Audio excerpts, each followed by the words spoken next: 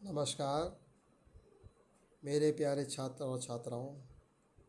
आशा करता हूँ कि आपकी 10वीं की परीक्षाएं बहुत ही अच्छी रही होंगी और आपने बहुत ही अच्छा परफॉर्मेंस किया होगा।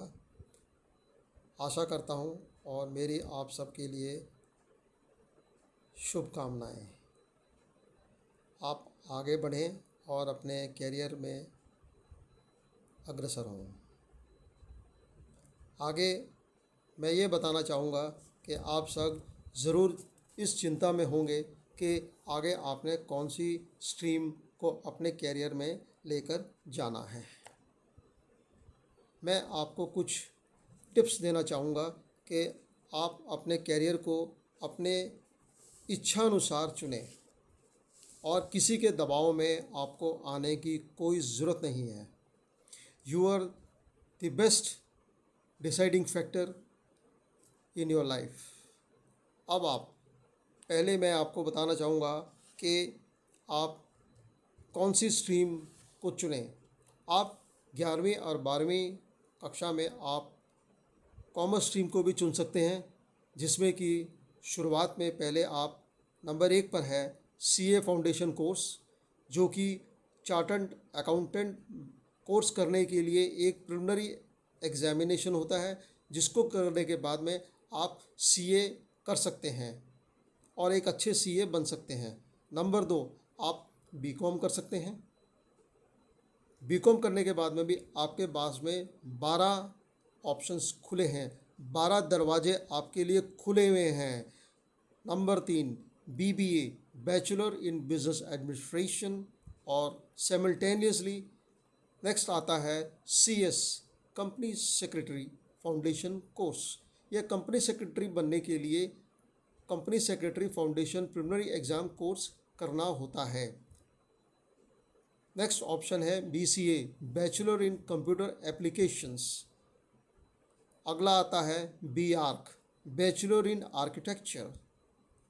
Last and but one is the DEd diploma in education भी आप कर सकते हैं। अब मैं आपको हल्का सा विस्तार में थोड़ा बताना चाहता हूँ। बीकॉम करने के बाद में आपका ऑप्शन है एमबीए। आप एमबीए कर सकते हैं। एमबीए फाइनेंस में कर सकते हैं, एमबीए एडमिनिस्ट्रेशन में कर सकते हैं, एमबीए इंटरनेशनल मार्केटिंग में कर सकते हैं, एमबीए सेल्स एंड मार्केटिंग में कर सकते हैं। इसके अलावा आप बैंक और इंश्योरेंस सेक्टर के पीओ या फिर डेवलपमेंट ऑफिसर्स के एग्ज़ाम में भी आप बैठ सकते हैं। थर्ड ऑप्शन है LLB bachelor in law. BCom करने के बाद में आप लॉ भी कर सकते हैं। एलएलबी करने के बाद में, जो कि 3 साल की होती है, अमूमन कई बड़ी बड़ी यूनिवर्सिटीज़ इसको कराती हैं, और 3 साल के बाद में आप वकालत की प्रैक्टिस भी कर सकते हैं एज ए लॉयर, और फर्दर आप इसमें एलएलएम भी कर सकते हैं, मास्टर्स इन लॉ। इसके अलावा आप बीकॉम करने के बाद में आपका ऑप्शन आता है बीएड। आप अपने एजुकेशन लाइन में भी जा सकते हैं। You can do BEd bachelor in education, और बैचलर इन एजुकेशन के बाद में आप मास्टर्स भी कर सकते हैं, मास्टर्स इन एजुकेशन एमएड भी कर सकते हैं, and you can be a well trained teacher in schools, professor in colleges, और बड़े बड़े अनुसंधानों में you can join as a professor also. Number 5 आता है ICWA institute of cost and works accountant, भी एक बहुत बेहतरीन ऑप्शन है। और इसके अलावा आप बैचलर इन लाइब्रेरी साइंस भी कर सकते हैं, एक अच्छे लाइब्रेरियन भी बन सकते हैं स्कूल में, कॉलेजेस में, या फिर एक बड़ी यूनिवर्सिटी में भी आप लाइब्रेरियन के रूप में अपना करियर बना सकते हैं। अगला है कंपनी सेक्रेटरी।